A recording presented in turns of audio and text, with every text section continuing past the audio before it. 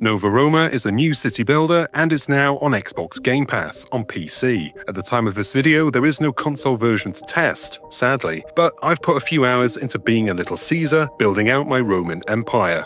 But what you want to know is if it's any good, or if it's a stab in the back. Watch on and I'll tell you the good and the bad.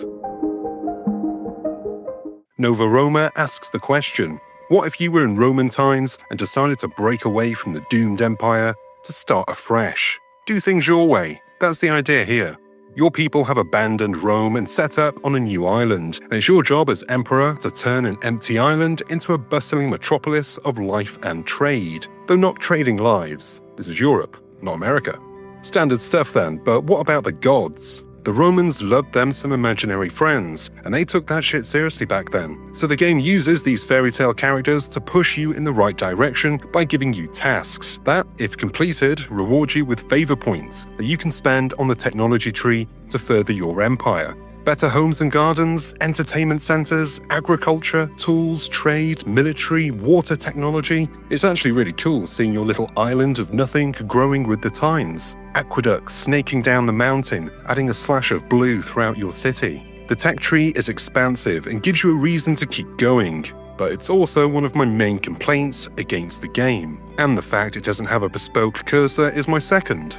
There's a lot there and the illusion of choice, but I found that if I wanted to keep my city running well and keep the people happy, then it served me to serve the gods and do what they want, because if you don't, the Mesa bastards will smite your city. And they will if you don't build temples in their honor. To begin with, it's simple, a small temple. But they will come back, demanding a more spectacular temple in their honor, which means you need marble. Which in my case, and I don't know if I just got a shit seed here, it meant exploring a second island to actually get to the marble. But to get to a second island, you need a ship to transport people, and as of yet, and I'm about 4 hours in, I've still not got enough resources to build a bloody ship.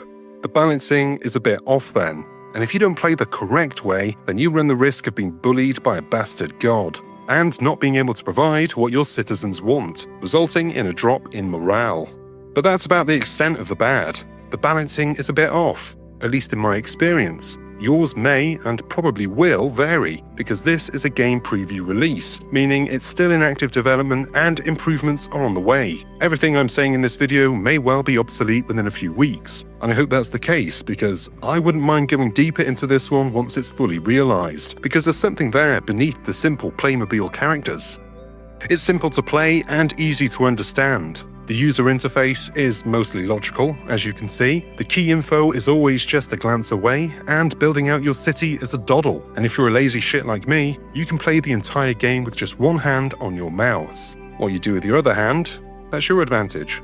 It looks nice too, with simple, easy-to-read graphics, even with dozens of buildings and markets, zigzagging aqueducts, farms and trades. It's easy to see what's going on. It's not like Age of Empires where you select a worker and control them directly. It's far more passive. You assign jobs in a drop-down menu and your people will automatically move around, going where they need to go. It's not super passive, but it's not super deep in that respect. You don't need to micromanage your people. You just need to manage the world they live in. In the few hours I've played, I've had very few real frustrations. Even though my progress has been stymied by my perceived lack of balancing, or just by being shit on by whichever god you reckon I've offended. It's fun, relaxing, easy to sink into with my feet up and a cup of tea. And with its tiny install size, it's less than a gigabyte to download, it's welcome to rest on my PC while it grows and improves. And I'm looking forward to seeing where they go with it. If you like city builder games, then you will enjoy this one, of that I have no doubt. And if you're a newbie to the genre looking for a way in, this is a really nice, simple introduction to the city builder genre.